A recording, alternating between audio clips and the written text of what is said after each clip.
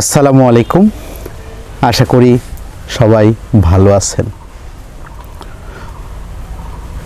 অনেক বড় news channel একটা গাছ নিয়ে ভিডিও করেছে। আমি দেখে অবাক হয়ে গেছি। অসংখ্য ধন্যবাদ জানাই সেই নিউজ চ্যানেলকে এবং তাদের প্রতি কৃতজ্ঞতাবোধ প্রকাশ করি। কেননা বাংলাদেশে ক্যান্সার রোগে অনেকেই মারা যাচ্ছেন, অনেকে লক্ষ লক্ষ টাকা ব্যয় করতেছেন এই চিকিৎসার পিছনে, অনেকে টাকার অভাবে জীবনের সাথে যুদ্ধ করতেছে, অনেকে ক্যান্সার হয়েছে এই আতঙ্কেই মারা যাচ্ছে। কোনো এক বাংলাদেশি ব্যক্তি, তাকে শ্রদ্ধা, তার প্রতি কৃতজ্ঞতা জানাই। সে আমেরিকা থেকে গাছের ফলের বিচি এনে বাংলাদেশে এই গাছটি প্রচার করে দিয়েছে এবং হাজার হাজার মানুষ এই গাছ নিয়ে একটি কমেন্ট করতেছে, এই গাছ যেন বাংলাদেশের আনাচে কানাচে সব জায়গায় লাগানো হয়, সব জায়গায় লাগানো হয়। এটা সেই ক্যান্সার রোগের মহা ঔষধ। এটা অলৌকিকভাবে কাজ করে। এর পাতা রস করে যদি কোনো ক্যান্সারের রোগী নিয়মিত খায়, 100% ক্যান্সার রোগ থেকে মুক্ত হয়ে যায় অলৌকিকভাবে। এখন আমি ওই বড় নিউজ চ্যানেলে এটার ভিডিও দেখেছি, ওরা গাছটা নিয়ে কথা বলেছে কিন্তু গাছটা খাওয়ার নিয়ম বলে দেয়নি, আর ওটা ওদের কাজও না। এটা কোনো চিকিৎসক, কোনো কবিরাজ যারা গাছের উপরে অভিজ্ঞতা আছে তারাই এটা খাওয়ার নিয়ম বলে দিবে। একটি কথা আছে, নিয়মে ঔষধ, অনিয়মে বিষ। এই জন্য ঔষধ, যে কোনো গাছ কার্যকারিতা, গুণ ক্ষমতা জানার সঙ্গে সঙ্গে আপনার এটাও জানতে হবে এটার ব্যবহার বিধি। কেননা একটু ভুল হয়ে গেলেই ক্ষতি হয়ে যাবে। এটা সেই অলৌকিক, সেই বিখ্যাত,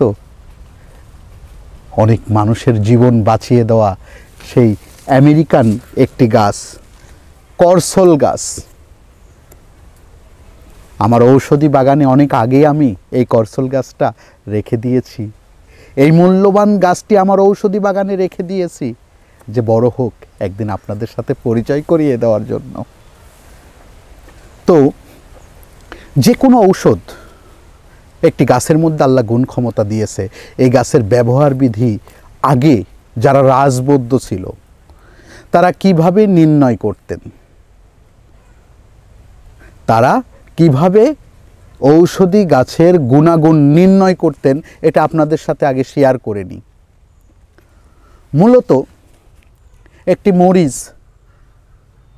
মরিচও কিন্তু একটি ঔষধি গাছেরই ফল। এখন মরিচের এই পৃথিবীতে যত গাছ আছে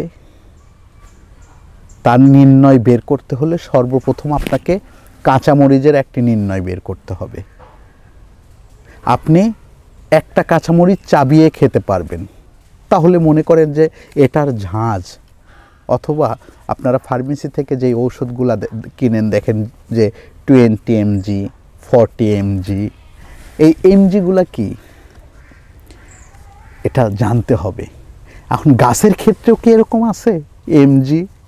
অবশ্যই। এটাকে বলা হয় তেজ, মেজাজ, অর্থাৎ প্রতিটা গাছের একটা নিজস্ব মেজাজ আছে। যেটার মেজাজ কম ওইটা পরিমাণে বেশি খেতে হবে, যেটার মেজাজ পর্যাপ্ত ওটা পরিমাণে কম খেতে হবে। তো এই জন্য একটি গাছের মেজাজ বোঝার জন্য আপনি ওই গাছের পাতাটা নিয়ে চাবিয়ে দেখবেন। এটা পর্যাপ্ত ঝাল হলেও মেজাজ বেশি, পর্যাপ্ত তিতো হলেও মেজাজ বেশি, পর্যাপ্ত মিষ্টি হলেও মেজাজ বেশি।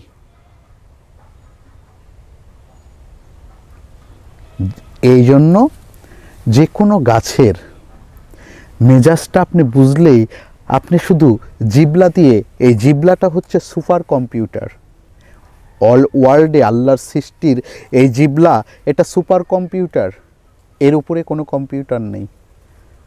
আপনার এই জিবলা দিয়ে একটা চুলও পাশাইতে পারবে না, ধরা পড়ে যাবে। তো শুধু আপনি একটি গাছের একটু কষ, পাতার একটু কষ জিবলাতে নিলেই, একটু চোখ বুজে কল্পনা করলেই আপনি এটার মেজাজ বুঝে যাবেন, এটা আপনার শরীরে কতটুকু প্রয়োজন আপনি নিজেই আন্দাজ করতে পারবেন। নিয়ম: সকালে খালি পেটে 3টা পাতা একজনের শরীরে, রাত্রে শোয়ার আগে আবার 3টা। সকালে এই পাতাটা শুধু খেলেই হবে না, এই পাতাটা খেয়ে আপনাকে রৌদ্রে হাঁটাচলা করতে হবে, রৌদ্রে বসে থাকতে হবে খালি গায়ে, খালি গায়ে রৌদ্রে হাঁটাচলা করতে হবে, সূর্যের আলো গায়ে লাগাইতে হবে এই পাতাটি খাওয়ার পরে। এটা পর্যাপ্ত উপকারী একটি গাছ। সেই গাছটার নাম কি? করসল। এটার ফল হবে, ফলও খুব সুস্বাদু ফল। যখন ফল হবে আপনাদেরকে ফলের সাথে পরিচয় করিয়ে দিব। সবাই দোয়া রাখবেন, সুস্থ থাকবেন। আল্লাহ হাফেজ।